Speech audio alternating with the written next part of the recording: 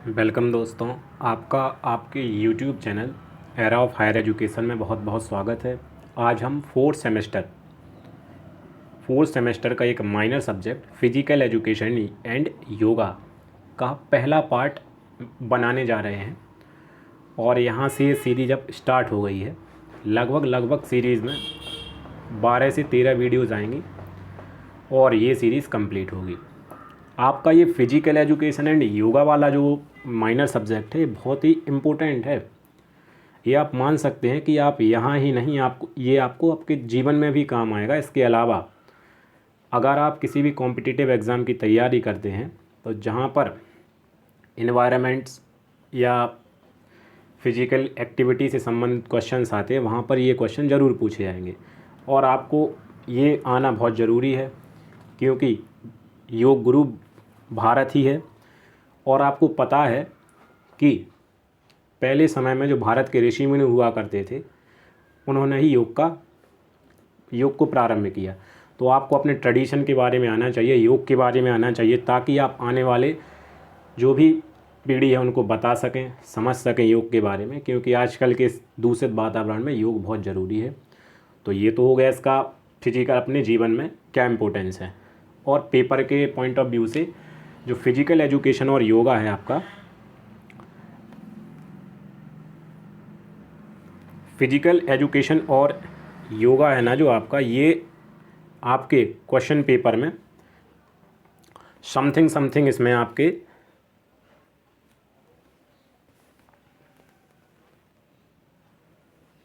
Something आपके इसमें या तो 100 क्वेश्चन आते हैं या फिर 75 क्वेश्चन आते हैं। वैसे एनईपी पैटर्न में 75 मार्क्स का ये पेपर रहता है। 75 में से आपको 75 करने होते हैं। कुछ यूनिवर्सिटीज़ ऐसी हैं जिनमें 75 में से 50 क्वेश्चंस करने होते हैं। कोई माइनस मार्किंग नहीं है, एमसीक्यू बेस्ड आपका एग्ज़ाम है। और ये 4th सेमेस्टर का है। बीए, बीएससी, बीकॉम के लिए बहुत ज़्यादा ज़रूरी है। सभी यूनिवर्सिटी के जिनमें ये सब्जेक्ट चल रहा है उनके लिए बहुत इंपॉर्टेंट वीडियो है। इसके अलावा जो और कॉम्पिटिटिव एग्ज़ाम्स हैं उनके लिए ये भी वीडियो बहुत इंपॉर्टेंट है इसमें। और हाँ, एक चीज़ का याद रखें, इस वीडियो में मैं आपको क्वेश्चन केवल रटाऊंगा नहीं, बाकायदा कंसेप्ट के साथ एकदम तरीके से आपको एक बार में ही आपको क्वेश्चन याद हो जाएंगे अगर आप तरीके से पढ़ेंगे। क्योंकि इस वीडियो में ट्रिक्स भी लिखी हुई हैं, पीडीएफ में ही ट्रिक इंक्लूडेड है। ठीक है, ट्रिक इंक्लूडेड है बाकायदा। अगर कोई क्वेश्चन आता है तो उस क्वेश्चन का अगर कोई एक पार्ट पूछा जाएगा तो उस क्वेश्चन की पूरी डिटेल बताऊंगा मैं और आपको एकदम तरीके से बताऊंगा। मतलब रटना नहीं पड़ेगा आपको। ये सब्जेक्ट बहुत इजी सब्जेक्ट है, एकदम प्यार के साथ समझ में आएगा। आप बस वीडियो में कंटिन्यू बने रहें। और अगर चैनल को सब्सक्राइब ना किया हो तो दोस्तों सब्सक्राइब कर सकते हैं, वीडियो को लाइक कर सकते हैं। अगर अच्छा ना लगा हो तो वीडियो को डिसलाइक करें। डिसलाइक का रीज़न कमेंट सेक्शन में लिखें ताकि मैं आने वाले वीडियोज़ में उनको सुधार सकूँ जो भी गलतियाँ हुई हैं। और आप जिस सब्जेक्ट जो माइनर सब्जेक्ट है या जिस टॉपिक पर आप वीडियोस चाहते हो उसको ज़रूर कमेंट करें।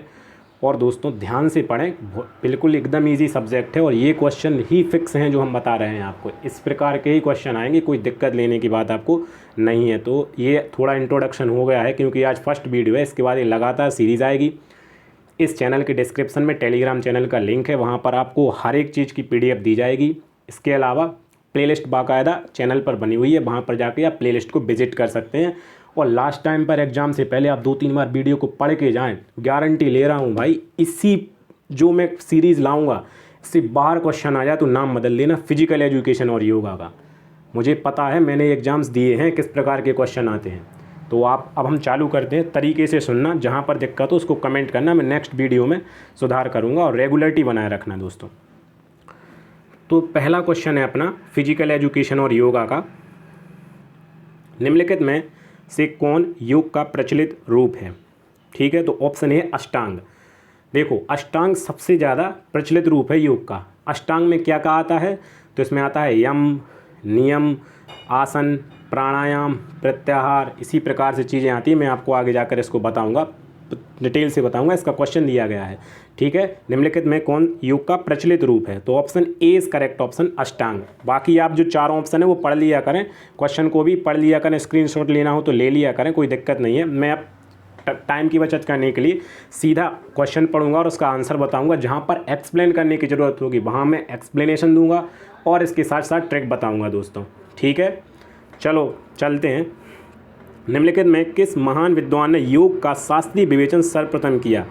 तो महर्षि पतंजलि। भाई साहब महर्षि पतंजलि को क्या कहा जाता है? योग गुरु कहा जाता है, बोलते हैं योग गुरु महर्षि पतंजलि, ठीक है। ऑप्शन मतलब क्वेश्चन नंबर 2 का आंसर है सी, ठीक है। आसनों का राजा, ये साइड में लिखा हुआ है, तो ये इंपॉर्टेंट क्वेश्चन है, आसनों का राजा। इसी प्रकार आपको बहुत सारी जो एडिशनल चीज़ें होंगी वो ज़रूर दी जाएंगी। तो शीर्षासन, कैसा? शीर्षासन आसनों का राजा कहा जाता है, लिख लीजिए आप इसको, ठीक है, एडिशनल क्वेश्चन है। आसनों की माता या रानी होती है सर्वांगासन। माता या रानी क्यों कहा जाता है? सुनो, सर्वांगासन, सर्व अंग आसन मतलब सभी अंगों का आसन। भैया सभी अंगों का आसन है, तभी तो इसको रानी, क्वीन बोला जा रहा है ना, मदर बोला जा रहा है ना आसनों की, ठीक है। तो ये दोनों क्वेश्चन आप याद कर लेना। मोटापा कम करने के लिए कौन सा आसन उपयोगी है? तो डी ऑप्शन है इसमें, क्या है? बी मयूरासन और सी धनुरासन। ये दोनों कैसे इंपॉर्टेंट हैं, मतलब दोनों ही जरूरी होते हैं इसमें, तो ऑप्शन डी इसमें करेक्ट लगाएंगे। जहाँ पर अगर ऑल ऑफ द एबव दिया गया है या बोथ ऑफ एबव दिया गया है तो वहाँ पर उनके चांस ज़्यादा रहते हैं कि ये वाला ही ऑप्शन सही होगा, ठीक है। ये ट्रिक समझा करें आप। इसके बाद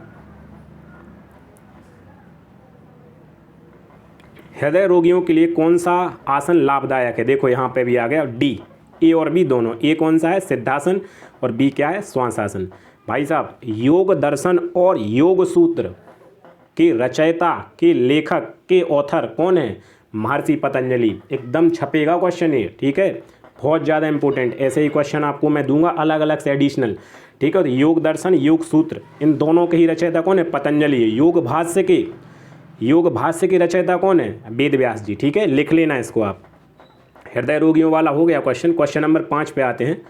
सीरियल पे मत जाना, क्वेश्चन 5 6 मैं जहाँ जहाँ से इंपॉर्टेंट क्वेश्चन होगा सब लेके आऊँगा आपके लिए। प्राणायाम का अर्थ है ऑप्शन डी सांस पर, ऑप्शन डी उपरोक्त सभी क्या है? सांस पर नियमन करना, बिल्कुल सही बात है। सांस पर नियंत्रण, बिल्कुल सही बात है। प्राणों पर काबू पाना, बिल्कुल सही बात है। तो डी लगा देंगे इसमें, क्या है? उपरोक्त सभी, ठीक है। क्वेश्चन नंबर 5 6, हाँ तो ये आ गया अपना। देखो यहाँ पे अष्टांग योग के 8 अंग। इसमें ऐसा पूछा जा सकता है कि अष्टांग योग का 5वां अंग कौन सा है, प्रथम अंग कौन सा है, 7वां अंग कौन सा है, ठीक है, 8वां अंग कौन सा है। तो क्रम से लिखे हुए हैं ये, तो आप देख लेना इनको। हम बोल रहे हैं यम, नियम, आसन, प्राणायाम, प्रत्याहार, धारणा, ध्यान, समाधि। ध्यान और समाधि दूसरे वाले पेज में पहुंच गया है पीडीएफ के, तो आप लिख लें इनको। योग के 8 अंग एकदम रट लें भाई साहब, क्वेश्चन आना है यहाँ से फिक्स है। यम, नियम, आसन, प्राणायाम, प्रत्याहार, धारणा, ध्यान, समाधि, ठीक है। तो हम पूछें कि दूसरा अंग कौन सा है, तो नियम। हमने पूछा चौथा कौन सा है, तो प्राणायाम। क्वेश्चन बनेंगे ऐसे, पहला क्या है, तो यम। तो क्रम से याद कर लें इनको, ठीक है, लिख लिया होगा आशा करते हैं आप। चलो आगे बढ़ते हैं अपन। निम्नलिखित में से कौन विद्वान योग सूत्र के रचयिता हैं? बताया था आपको, बहुत इंपॉर्टेंट क्वेश्चन है ये। महर्षि पतंजलि, शायद मेरे एग्जाम में भी यही आया था। निम्नलिखित में कौन सा अष्टांग योग नहीं है? तो धौती। क्या नहीं है? धौती। भैया अष्टांग योग देखो ना आप, ये तो ये क्रियाएं हैं, धौती, नेति, नौली, ठीक है, प्राणायाम, कपालभाति, ये सब क्रियाएं हैं। ये अष्टांग योग नहीं है। अष्टांग योग ऊपर बताए हैं मैंने, यम, नियम, आसन, प्राणायाम, प्रत्याहार, धारणा, ध्यान, समाधि, ठीक है। तो कौन सा नहीं है? देखो प्राणायाम है, नियम है, यम है, कौन सा नहीं है? तो धौती, option B is correct option, ठीक है। योग के 8 अंगों में से प्रथम 5 माने जाते हैं, तो ऑप्शन ए है वाह साधन। ये इसमें डी नहीं लगा देना, ठीक है। वाह साधन एकदम टेस्टेड है, हमने रिसर्च करके ही लिखा है इसको, सब जगह से सोर्सों से देख के। ऑप्शन ए, योग के 8 अंगों में से प्रथम 5 माने जाते हैं बाह्य साधन, और अंतिम 3 माने जाते हैं आंतरिक साधन, ठीक है। 9वां क्वेश्चन है, निम्नलिखित आसन में कौन सा तुरंत भोजन के बाद अभ्यास किया जाता है? वज्रासन। भाई साहब क्वेश्चन छपेगा एग्जाम में, ले लीजिए आप इसको। तो क्या है, भोजन के तुरंत बाद कौन सा आसन करेंगे अपन? भोजन करके वज्रासन। और एक बार हाँ, जो आसन आ रहे हैं ना, वज्रासन, सर्वांगासन, सिंहासन, शीर्षासन, ये सब आसनों को आप यूट्यूब मतलब उस पर गूगल पे डाल दीजिए, तो आपको इनकी मतलब इनकी जो पोजीशन है, किस पोजीशन में कौन सा आसन किया जाता है, वो आपको पता चल जाएगा। उस आसन के पोजीशन देखने से आपको उनकी इमेज बनेगी, समझ रहे हो आप। जैसे कोई ऐसे आसन है जैसे वज्रासन है, तो वज्रासन में अपन जो दोनों पाँव होते हैं उनको पीछे करते हैं, आगे की ओर झुक जाते हैं। इससे क्या होता है, जो अपना स्टोमच होता है, जो पेट होता है, उसका क्या होता है, तनाव, जिससे जो भोजन खाया है उसको पचने में क्या मिलता है, थोड़ा प्रेशराइज्ड हो जाता है भोजन, जिससे वो आसानी से पचता है। ठीक है, तो ये खाना खाने के बाद इसीलिए किया जाता है। तो इससे आपको इमेजेस बन जाएंगे उसकी कि क्यों ऐसा ही, क्यों ये आसन ही क्यों किया जाता है। तो एक बार आप आसनों को मतलब क्रम से देख लें, कौन सा आसन किस पोजीशन में होता है। तो निम्नलिखित आसन कौन सा तुरंत भोजन के बाद अभ्यास किया जाता है, हमारे पेपर में भी यही आया था, वज्रासन। बार धोती क्रिया को अन्य किस नाम से जाना जाता है, कुंजल। देखो इसकी ट्रिक समझ लो, बगल में लिखी है, जैसे ट्रिक है, कोई वो नहीं है, ठीक है, लॉजिक है, ट्रिक है, इससे याद हो जाए ओनली, बस इसके अलावा कुछ नहीं। किंजल बार को धो लो, मतलब बाल धो लो, किंजल बाल धो लो, बाल को बार पढ़ो आप, बार, ठीक है, धोती को पढ़ो आप धो लो। तो किससे कह रहे हैं अपन, किससे, किंजल से। किंजल का मतलब कुंजल, ठीक है, तो ऑप्शन सी लगा दी ना। बार धोती क्रिया को किस नाम से जाना जाता है, तो सी कुंजल। ये ट्रिक लिखिए, किंजल बाल या बार धो लो, ठीक है, तो इससे आप किंजल से कुंजल लगा सकते हैं। निम्नलिखित में कौन सी क्रिया प्राणायाम की नहीं है, धोती, क्या धोती। देखो प्राणायाम की हमारे हिसाब से हमें ध्यान है इतना कि प्राणायाम की कुंभक भी होती है, पूरक, रेचक। हाँ बिल्कुल, प्राणायाम की 3 क्रियाएं हैं, पूरक, रेचक, कुंभक, तो धोती नहीं है। ठीक है, क्या नहीं है, धोती, ऑप्शन डी। ये आपको क्वेश्चन आगे जाके ऑटोमेटिक समझ में आएंगे, बने रहिए वीडियो में बस। ऑप्शन डी, निम्नलिखित में कौन सी क्रिया प्राणायाम की नहीं है, धोती। निम्नलिखित में कौन सा आसन हर्निया रोग में लाभदायक सिद्ध होता है, तो ऑप्शन ए धनुरासन। भाई साहब इसकी ट्रिक है, युद्ध से हानि होती है, क्या होती है भाई साहब, युद्ध होगा अगर तो हानि तो देखो हो जाएगी उसमें। अरे यार युद्ध होगा तो हानि तो जरूर होगी ना दोनों पक्षों की, तो युद्ध से हानि होती है, ये अपनी सेंटेंस है, तो हानि से क्या हो गया, हर्निया। ठीक है, हर्निया हो गया, हानि से हो गया हर्निया। युद्ध में किस चीज़ से लड़ते थे युद्ध, भैया युद्ध पहले ज़माने में किस चीज़ से लड़े जाते थे, धनुष से। तो कौन सा आसन उपयोगी होगा हर्निया रोग में, धनुरासन। ठीक, कौन सा, धनुरासन, option A is correct option, हो गया ना याद। निम्नलिखित में कौन सा आसन रक्तचाप में सर्वाधिक लाभदायक होता है, शवासन। क्या होता है, शवासन, सब की मुद्रा में मुर्दे की भांति एकदम लेट जाते हैं, तो इससे क्या होता है, रक्तचाप एकदम नॉर्मल हो जाता है। मुर्दा मतलब एकदम शांति का परिचय देगा वो, उसके मतलब शरीर में कोई भी हलचल नहीं होगी, एकदम शांत, तो उसका रक्त क्या हो जाएगा, एकदम रक्तचाप है नॉर्मल, एकदम मस्त तरीके से। निम्नलिखित में कौन सा आसन रक्तचाप में सर्वाधिक लाभदायक होता है, कौन सा है, शवासन। कुंभक क्रिया के कितने भेद माने गए, 8। ठीक है, अष्टांग योग में कितने अंग, 8, और कुंभक क्रिया के कितने भेद माने गए, 8, याद कर लेना। अस्थमा के लिए कौन सा आसन उपयोगी है, उपरोक्त सभी। देखो इसमें डी आया तो इसमें उपरोक्त सभी लगाएंगे, गोमुखासन, सूर्य नमस्कार, पश्चिमोत्तासन तथा सर्वांगासन। ठीक है, उपरोक्त सभी, option D is correct option.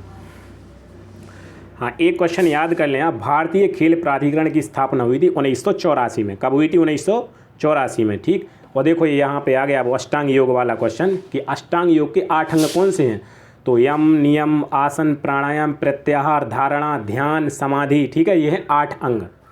कब्ज तथा बवासीर के लिए कौन सा आसन उपयोगी होता है, देखो इसमें है ऑप्शन डी, तो ऑटोमेटिक डी लग जाएगा यहाँ पे, धनुरासन, पवनोत्तासन, पश्चिमोत्तासन, चक्रासन, सर्पासन, हलासन, वज्रासन, तो ऑप्शन डी, क्योंकि उपरोक्त सभी देखा तो हम सीधे इस पे जाएंगे। ठीक है, ये option D is correct option. 17 कमर दर्द के रोगियों के लिए कौन सा आसन लाभदायक होता है, सर्वांगासन तथा उपरोक्त सभी, option D is correct option. ठीक है, जैसे उपरोक्त सभी आए हमने डी लगा दिया, बाकी आप पढ़ लीजिए। योग शब्द की उत्पत्ति किस भाषा से हुई है, तो संस्कृत भाषा से हुई है, और किस धातु से, युज। छपेगा भाई साहब क्वेश्चन, ये बहुत इंपॉर्टेंट क्वेश्चन है। योग शब्द की उत्पत्ति किस भाषा से हुई है, तो संस्कृत, किससे, संस्कृत भाषा से। अगला क्वेश्चन 19वां, योग संस्कृत की किस धातु से बना है, तो युज, किससे, युज धातु से। संस्कृत में युज शब्द का अर्थ क्या होता है, तो युज का अर्थ होता है अपना ध्यान केंद्रित करना, भगवान या आत्मा का परमात्मा से मिलन या मिलान या जोड़ना या गठबंधन करना, तो option D is correct option. यहाँ पे क्या हो जाएगा, उपरोक्त सभी। 21वां, कुंडलिनी छिपी हुई शक्ति को जागृत करने के से संबंधित आसन कौन सा है, ऑप्शन ए भुजंगासन। अरे सांप कुंडली मार के बैठ गया, ट्रिक समझो, सांप कुंडली मार के बैठ गया, कहते नहीं अपन, तो सांप को क्या बोलते थे, कुंडली, तो कुंडली से बन गया कुंडलनी, अरे कुंडली से बन गया कुंडलनी। और सांप, सांप को क्या बोलते हैं अपन, पर्यायवाची क्या है सांप का, भुजंग। तो ऑप्शन ए लगा देंगे भुजंगासन। कुंडलिनी, कुंडलिनी को सीधे आप दिमाग में आना, सांप कुंडली लगा के बैठ गया, वो कुंडली से हो गया कुंडलिनी, और सांप को बोलते हैं भुजंग, तो भुजंगासन हो जाएगा। Option A is correct option. योग क्रिया में कितने चरण हैं, तो 8 चरण है। कितने चरण है भाई साहब, 8 चरण है योग प्रक्रिया के। किस आसन को सभी आसनों की माता कहा जाता है, हमने शुरुआत में ही इस क्वेश्चन को बताया था, क्या है, कमेंट में बताइए आप लोग, कमेंट में इसको कमेंट कीजिए इसका कौन सा इसमें सही होगा। चलो मैं अब बता देता हूँ, सर्वांगासन। क्या है, सर्वांगासन, ऑप्शन 20 करेक्ट ऑप्शन। और आसनों का भाई साहब राजा कौन है, तो शीर्षासन। क्या है, शीर्षासन। शरीर को विशेष मुद्रा में रखने की उस स्थिति को क्या कहते हैं जिसमें शरीर को स्थायित्व एवं मन को ठहराव मिलता है, आसन। आसन का मतलब भाई साहब देखो, सोने में तो ठहराव मिलेगा नहीं, पढ़ाई में तो वैसे ही स्ट्रेस होता है, खेलने में थक जाते हैं, तो एक बचा ऑप्शन ए करेक्ट हो गया आसन। हाँ, कुंभक। अब ध्यान से सुनना, जो हमने बताया थी प्राणायाम के 3 जो भाग हैं वो क्या क्या हैं, 3 स्टेप्स कौन कौन से हैं, या 3 भाग या 3 अंग कौन कौन से हैं प्राणायाम के। कुंभक मतलब सांस को रोकना, रेचक सांस को छोड़ना, और पूरक सांस को लेना। याद कर लेना आप, सबसे पहले क्या करेंगे, सांस को लेंगे, पूरक सबसे पहले स्टेप समझो, पहले नंबर पर इसको क्रम से याद करें जैसा हम बता रहे हैं अभी। हाल पूरक प्राणायाम के कितने भेद हैं, तो सबसे पहले है पूरक सांस लेना, कुंभक सांस को रोके रखना, रेचक सांस को छोड़ देना। ठीक है, क्रम से याद कर लिया आपने। अब देखो क्वेश्चन बनेंगे इससे, प्राणायाम में सांस रोकने को क्या कहते हैं, सांस रोकने को कुंभक कहते हैं। क्या कहते हैं, कुंभक। ठीक है, जैसे इसकी ट्रिक है कुंभ, कुंभ माने होता है घड़ा, और घड़ाई में पानी रोका जाता है। भाई साहब पानी पीना है तो कुछ चीज़ में रखना तो पड़ेगा जिससे वो फैले ना, तो इससे ट्रिक बना सकते हैं, या फिर ऊपर वाला स्टेटमेंट याद कर लीजिए, बहुत सारे क्वेश्चन बनेंगे और ईजी है ये। ठीक है, प्राणायाम में सांस को रोकने को क्या कहते हैं, कुंभक। किस आसन में रीढ़ को इस प्रकार टेढ़ा किया जाता है कि शरीर अर्धचक्रीय मुद्रा में आ जाता है, चक्रासन। भाई साहब अर्धचक्रीय, क्वेश्चन में खुद बता रहा है चक्रीय, तो क्या हो जाएगा, चक्रासन। Option C is correct option. कोई दिक्कत है भाई साहब, नो प्रॉब्लम। किस महापुरुष ने कहा है संसार सागर से पार होने की युक्ति को ही योग कहते हैं, भाई साहब योग वशिष्ठ जी ने कहा है। किसने, योग वशिष्ठ जी ने कहा है कि संसार सागर से पार होने की युक्ति को ही योग कहते हैं। छपेगा क्वेश्चन भाई मेरे, छप जाएगा, सीधा छप गया ये मान लो आप। डायबिटीज के लिए कौन सा आसन उपयोगी है, तो चक्रासन, हलासन, मत्स्यासन। इसमें उपरोक्त तो सभी दिख रहा है, तो हम सीधा डी ऑप्शन लगाएंगे बिना किसी रोक टोक के। ठीक, बहुत इंपॉर्टेंट क्वेश्चन है ये जो पढ़ा रहा हूँ मैं अभी। सबसे ज़्यादा अगर इस माइनर सब्जेक्ट को देखा जाए ना तो यहाँ से क्वेश्चन बनेंगे कम से कम आपके 10 से 12 क्वेश्चन, इस जो हम बता रहे हैं क्वेश्चन, और इसके बाद भी जो क्वेश्चन लाएंगे हम उससे कम से कम 10 से 12-15 क्वेश्चन दिखेंगे आपको, एकदम ईजी से क्वेश्चन। बस 1-2 बार पढ़ लो, याद हो जाएंगे ट्रिक से। प्राणायाम शरीर के किस भाग की मांसपेशी को क्या बनाता है, चुस्त बनाता है, तो पेनक्रियाज, जिगर, स्प्लीन, इनमें से कुछ नहीं। भाई साहब प्राणायाम मतलब होता है सांस से संबंधित, सांस को लेना, लेना क्या होता है, पूरक, सांस को रोकना, कुंभक, सांस को छोड़ना, रेचक। तो भैया मांसपेशी थोड़ी है चुस्त बनाएगा ना ये, तो इसमें डी लगाएंगे, इनमें से कोई नहीं। अगर हाँ हृदय वगैरह होता है, इसमें श्वास नलिका होती तो हम वो लगा देते, लेकिन इसमें वो नहीं है तो इसलिए ऑप्शन डी लगाएंगे। योग का प्रमुख उद्देश्य क्या है, सोना, सोना तो नहीं है, खेलों में जीतना ये भी नहीं है, शरीर को मजबूत करना, भाई साहब ये कसरत से होता है, योग से थोड़ी होता है। योग से होता है मन पर नियंत्रण करना, ऑप्शन डी। मन पर नियंत्रण का मतलब मन को शांत रखना, मन को शांति किस प्रकार मन में लाई जाए, योग का मतलब ये होता है। ठीक है, और व्यायाम से क्या होता है, शरीर मजबूत होता है, तो योग का यहाँ पर ऑप्शन डी आएगा, मन पर नियंत्रण करना। ठीक, option D is correct option. प्राणायाम में मुख्यतः कितनी क्रियाएं होती हैं, बी 3 होती हैं भैया, हमने बताया था। देखो पूरक मतलब सांस को लेना, कुंभक सांस को थामे रखना अंदर, रेचक मतलब सांस को छोड़ देना। तो इसमें लगा था देखो ऑप्शन ए, लेकिन मैंने करेक्ट कर दिया इसको, option B is correct option 3। याद होना चाहिए ये आपको, छपेगा क्वेश्चन। सर्वांग आसन में संस्कृत सर्वांग का क्या अर्थ होता है? सभी अंग, बताया था मैंने आपको, सभी अंग, सर्व अंग, इसका संधि विच्छेद कीजिए, सर्व अंग आसन, सभी अंगों वाला आसन, तो सभी अंग, option C is correct option. प्राणायाम के अंतर्गत कुंभक का भेद है, तो भ्रस्तिका, भ्रामरी, केवली, सूर्यभेदी, उज्जाई, शीतकारी और शीतली। इसमें दिख रहा है सी, ए और बी दोनों, तो हम यही क्वेश्चन पर टिक लगा देंगे। किस महापुरुष के अनुसार योग कामधेनु है? डॉक्टर संपूर्णानंद। स्टेटमेंट याद करेंगे आप लोग। प्राणायाम की क्रियाओं के नाम क्रम से याद करना है, हम 50 बार बता चुके हैं आपको वीडियो में। पूरक, सांस को लेना, कुंभक, सांस को थामे रखना, अंदर रोके रखना, रेचक मतलब सांस को छोड़ना, ठीक है। 3 क्रियाएं होती हैं प्राणायाम की। रक्तचाप में कौन सा आसन सबसे लाभप्रद होता है? शवासन बताया था, शवासन, शव मतलब होता है मुर्दा, मुर्दे की अवस्था में जो आसन किया जाता है उसको कहते हैं शवासन। मुर्दा बिल्कुल हिलता डुलता नहीं है, ठीक है, एकदम शांत पड़ा रहता है। तो क्या होता है? रक्तचाप, इससे क्या होता है? हृदय की गति एकदम बिल्कुल एकदम शीतल हो जाती है, आराम आराम से चलती है, हृदय अपना होता है वो आराम आराम से चलता है। इससे क्या होता है? हृदय जो खून जो पंप कर रहा है ना अपना हृदय, वो आराम आराम से पंप करता है। इससे ब्लड प्रेशर, रक्तचाप होता है वो धीरे धीरे कैसा नॉर्मल होने लगता है। तो रक्तचाप में कौन सा आसन सबसे लाभदायक है? शवासन। सूर्य नमस्कार की दूसरी स्थिति के अभ्यास के दौरान किस चक्र पर ध्यान केंद्रित किया जाता है? इसको थोड़ा ध्यान से याद करेंगे अपन। ऑप्शन सी, विशुद्धि चक्र। कौन सा? विशुद्धि चक्र। 37वां क्वेश्चन है, संकर्पक सलून क्रिया निम्न में किस रोग से पीड़ित व्यक्ति को नहीं करनी चाहिए? देखो इसमें डी दिख रहा है, उपरोक्त सभी, तो हम बिना देखे इस क्वेश्चन पर डी ऑप्शन को टिक लगाएंगे। मृगी रोग, हृदय रोग, उच्च रक्तचाप रोग, उपरोक्त सभी डी लगा देंगे, ठीक। 1 मिनट स्टूडेंट्स।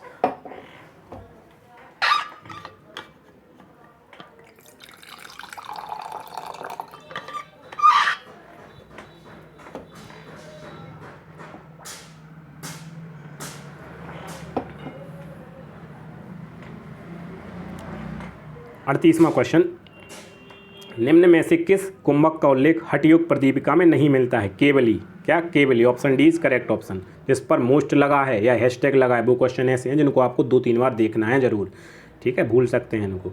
शिव संहिता में निम्नलिखित में से किस आसन को कल्याणकारी माना गया है? स्वास्तिक आसन। अरे स्वास्तिक भैया, हिंदू धर्म का जो पवित्र चिन्ह है वो क्या है? स्वास्तिक, सांतिया बोलते हैं इसको। तो स्वास्तिक आसन है शिव संहिता में, जिसको क्या है? कल्याणकारी माना गया। भैया स्वास्तिक तो वैसे ही कल्याणकारी होता है, तो इससे आप याद कर लेंगे।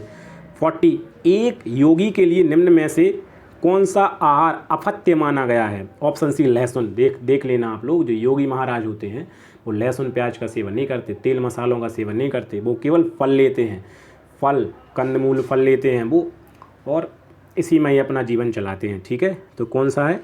एक योगी के लिए निम्नलिखित में से कौन सा आहार अपथ्य माना गया है? तो सी, लहसुन। आंवला तो देखो अच्छा होता है, मूंग अच्छा होता है, लेकिन सी नहीं है उनके लिए अच्छा। सी ऑप्शन यहाँ पर सही हो जाएगा। कपाल भारती क्रिया का कौन सा प्रकार खिचड़ी मुद्रा की सिद्धि में सहायक होता है? ऑप्शन सी, व्युत्क्रम। निम्न में कौन सा आसन व्यक्ति के आध्यात्मिक विकास में सहायक है? Option D, भद्रासन। जब तुम दूसरों का कल्याण चाहोगे। भैया आध्यात्मिक विकास कब होगा आपका? देखो ट्रिक समझ लो, कभी नहीं भूलोगे आप, एग्जाम में तो ज़रूर नहीं भूलोगे, ठीक है। तो एक दो बार आप ट्रिक समझे, क्वेश्चन में ही ट्रिक बना देते अपन। आध्यात्मिक विकास कब होगा? जब ये विकास तब होगा जब आप दूसरों का क्या चाहेंगे? भला चाहेंगे, कल्याण चाहेंगे। क्या चाहेंगे भैया? आध्यात्मिक विकास तभी तो होगा यार, जब आप दूसरों का भला चाहेंगे, कल्याण चाहेंगे। तो निम्न में से कौन सा आसन आध्यात्मिक विकास में सहायक है कल्याण से? देखो कौन सा? डी, भद्र आसन। भद्र को ही, कल्याण को ही अंग्रेजी उसमें संस्कृत में भद्र कहते हैं, भद्र मान होता है कल्याण, तो भद्रासन लगा देंगे, ऑप्शन डी। किस आसन के निरंतर अभ्यास से व्यक्ति धैर्यवान बनता है और एकाग्रता में वृद्धि होती है? वीर आसन। भैया वीर व्यक्ति होते हैं, जो वीर आदमी होते हैं, वीर पुरुष होते हैं, जैसे शिवाजी राजा थे अपने, रानी लक्ष्मीबाई थी अपनी, ठीक है, और भगत सिंह थे, सब वीर व्यक्ति तो थे। तो ये धैर्यवान थे, ठीक है, और ये एकाग्र थे। तो इसका अपन सीधा ट्रिक से आंसर लगाएंगे, वीर आसन। भैया वीर व्यक्ति कैसे होते हैं? धैर्यवान होते हैं, एकाग्र, उनके मन में एकाग्रता होती है, तो वीर आसन option C is correct option. अब देखो योग के 4 अंग कौन कौन से हैं? सबसे पहला है राजयोग। मतलब योग कितने टाइप का होता है? राजयोग लिख लेंगे अपन इसको। राजयोग, ज्ञान योग, भक्ति योग, कर्मयोग। ठीक है, लिखेंगे आप, याद करेंगे 2-3 बार। निम्नलिखित में कौन सा आसन शुक्र दौर्लभ्य, मोटापे एवं कब्ज में सहायक होता है? पश्चिमोत्तासन। कौन सा? पश्चिमोत्तासन। याद करेंगे इसको थोड़ा अच्छे से। वायवीय धारणा के निरंतर अभ्यास से कौन सी चक्र जागृत होती है? ए अनाहत चक्र। शिव संहिता ग्रंथ में किस आसन को उग्रासन कहा गया है? पश्चिमोत्तासन को। मातंगनी मुद्रा के निरंतर अभ्यास से क्या होता है? सिर दर्द दूर होता है, नेत्रों की ज्योति में वृद्धि होती है, नजला जुकाम आदि दूर होता है। डी उपरोक्त सभी। जैसे ही डी देखा हमने डी लगा दिया। निम्नलिखित में कौन सी क्रिया सांभवी मुद्रा की सिद्धि की प्राप्ति में सहायक है? ऑप्शन ए त्राटक क्रिया। क्या? त्राटक। निम्नलिखित में कौन सा प्राणायाम व्यक्ति को बहुमुखी से अंतर्मुखी बनाता है? मूर्छा। अरे भाई साहब, जैसे ही व्यक्ति मूर्छित हो जाएगा ना, तो जो दुनियादारी को वो देख रहा था बहिर्मुखी था। बहिर्मुखी का अर्थ ये होता है बाहरी दुनिया से उसका ताल्लुक हो, कुछ उसका उससे संबंध हो। तो जैसे ही व्यक्ति मूर्छित हो जाता है तो बाहर की दुनिया देखना बंद हो जाती है उसको, वो केवल आंतरिक रूप से ही अपने आप को देख पाता है। व्यक्ति जीवित तो रहता है लेकिन वो अपने मन के अंदर जीवित रहता है। ठीक है, तो इससे क्या हो जाएगा? निम्नलिखित में कौन सा प्राणायाम व्यक्ति को बाहरमुखी से अंतर्मुखी बनाता है? मूर्छा प्राणायाम। कौन सा? Option B is correct option. निम्नलिखित में कौन सा प्राणायाम व्यक्ति को अंतर्मुखी से बाहरमुखी बनाता है? सूर्य भेदी।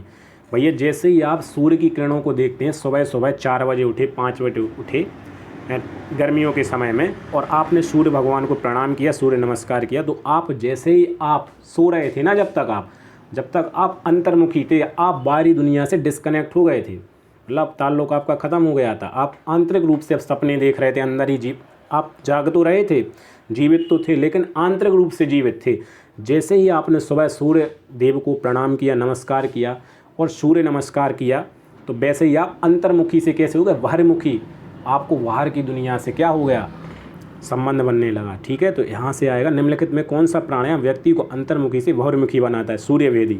सटीक एक्सप्लेनेशन है ये इसका, यही इसका लॉजिक है और क्यों ऐसा आया। हठयोग प्रदीपिका में वर्णित नादानुसंधान की पहली अवस्था है सी आरंभ अवस्था। निम्न में से किस मुद्रा का अभ्यास जठराग्नि को प्रदीप्त करने के लिए किया जाता है? विपरीत करणी। शीतकारी प्राणायाम के निरंतर अभ्यास से शरीर में अम्लता नष्ट होती है, रक्त विकार दूर होते हैं, आलस्य एवं प्रमाद दूर होता है। उपरोक्त सभी। तो उपरोक्त सभी जैसे ही देखा हमने डी ऑप्शन करेक्ट कर दिया। 54वां, तो हठयोग प्रदीपिका में कितने अंग थे? 10। ये लिख लेना आप साइड में। हिरण्य संहिता हठयोग प्रदीपिका में 10 मुद्राएं होती हैं और हिरण्य संहिता में 25 मुद्राएं होती हैं। ठीक, याद कर लेना। हठयोग प्रदीपिका में कितनी मुद्राओं का वर्णन किया गया है? तो ऑप्शन डी 10। और आगे जाकर ये क्वेश्चन बनेगा हिरण्य संहिता वाला। निम्नलिखित में कौन सी एक नादानुसंधान की अवस्था नहीं है? निरुद्धावस्था। कौन सी नहीं है? निरुद्धावस्था। एक वृद्ध व्यक्ति को किस प्रकार के भोजन की आवश्यकता होती है? सब्जियां, फल, अंकुरित अनाज। उपरोक्त सभी। उपरोक्त सभी। भाई ये तो बच्चों वाले क्वेश्चन है यार, ये तो बिना पढ़े भी आप लगा सकते हैं।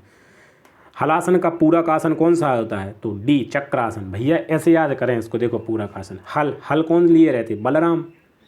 और बलराम के जो भाई थे, जो भैया थे, वो क्या थे?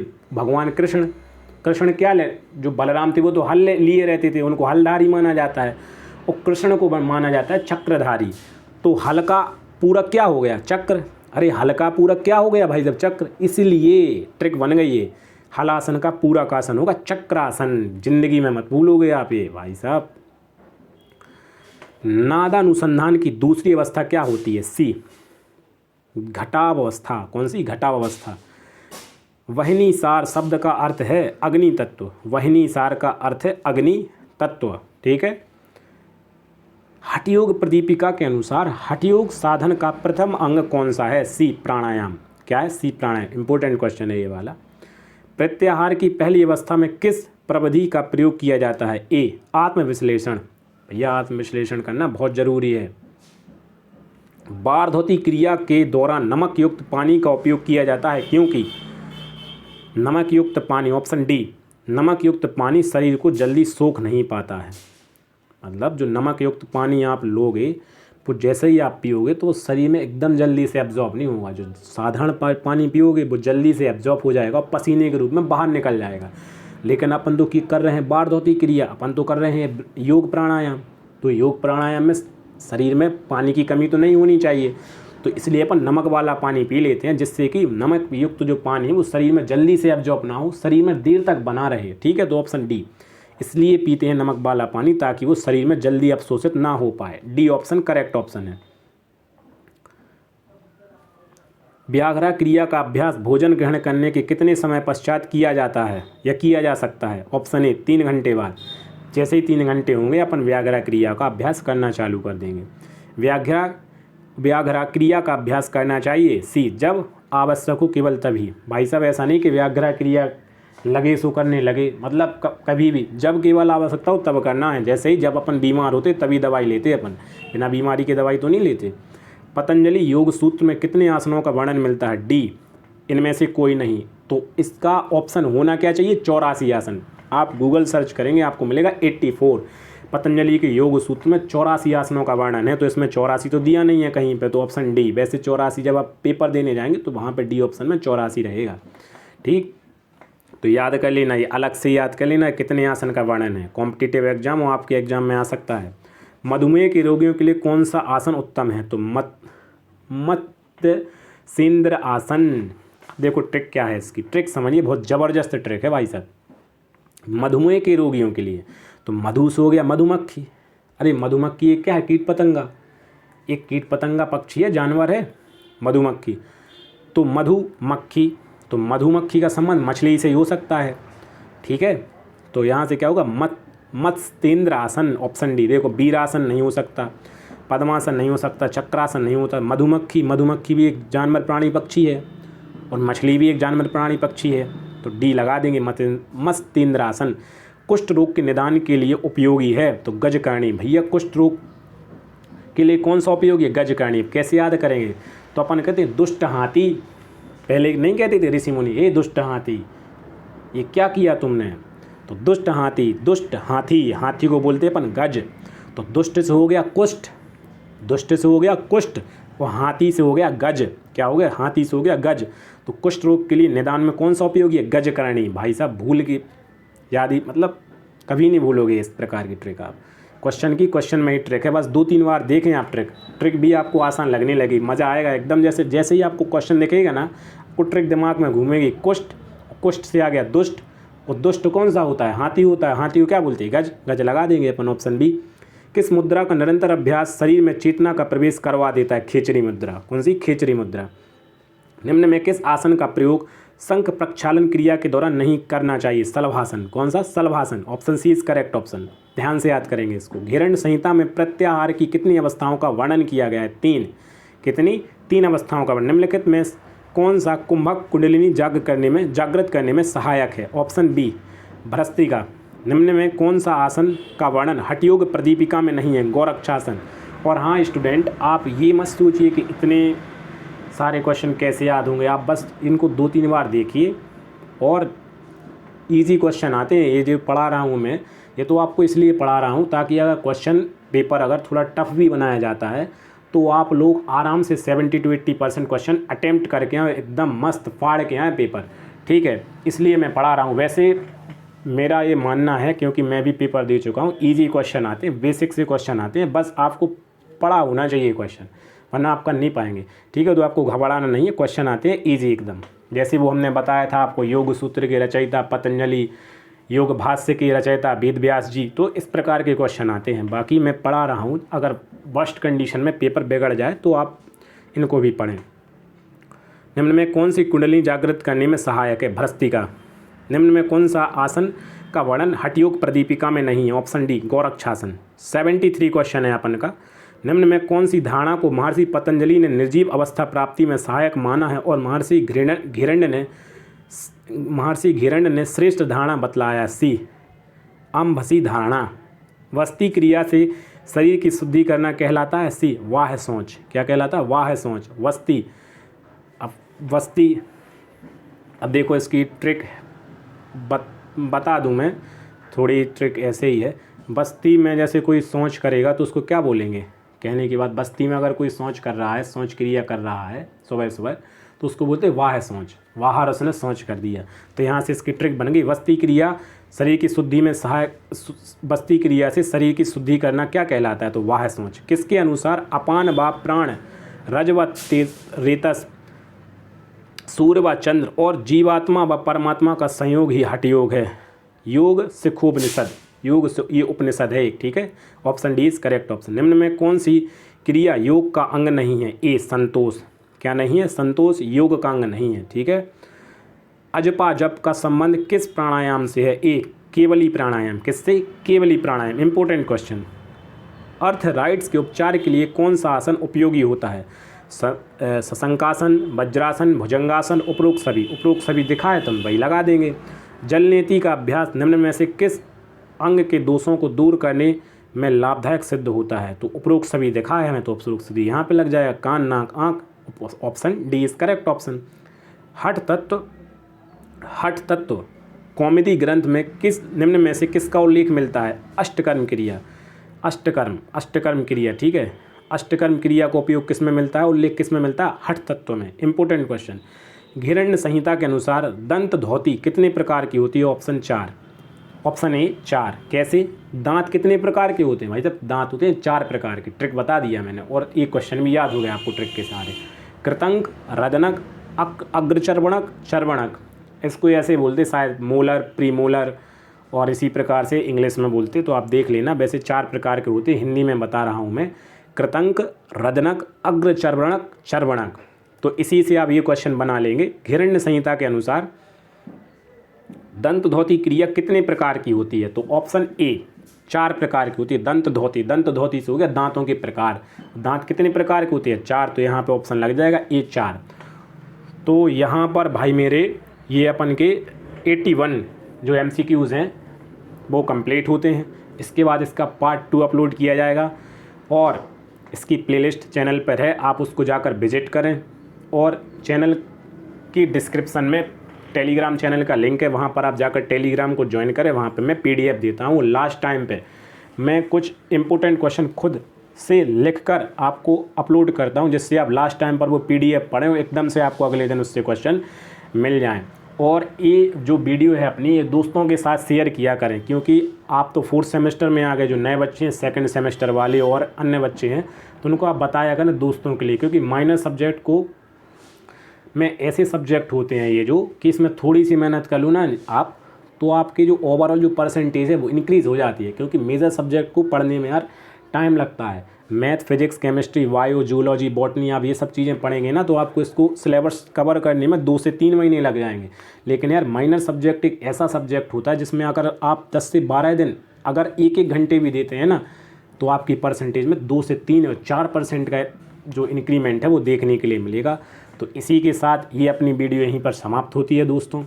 कैसी लगी, ट्रिक्स कैसी लगी, कमेंट में ज़रूर बताएं। अपना फीडबैक कमेंट में ज़रूर दें। इसके बाद अगली वीडियो में हम मिलेंगे। अगर वीडियो अपन ने लाइक नहीं किया है तो लाइक करें। अगर चैनल को सब्सक्राइब नहीं किया है तो सब्सक्राइब कर सकते हैं। अगर वीडियो अच्छा ना लगा हो तो डिसलाइक करें। डिसलाइक का रीज़न कमेंट सेक्शन में लिखें और अपने इस छोटे भाई का सहयोग करें, जिससे कि फाइनेंशियली सपोर्ट चैनल को मिल सके और मैं और सब्जेक्ट्स की जो वीडियो हैं उसको भी ला सकूं।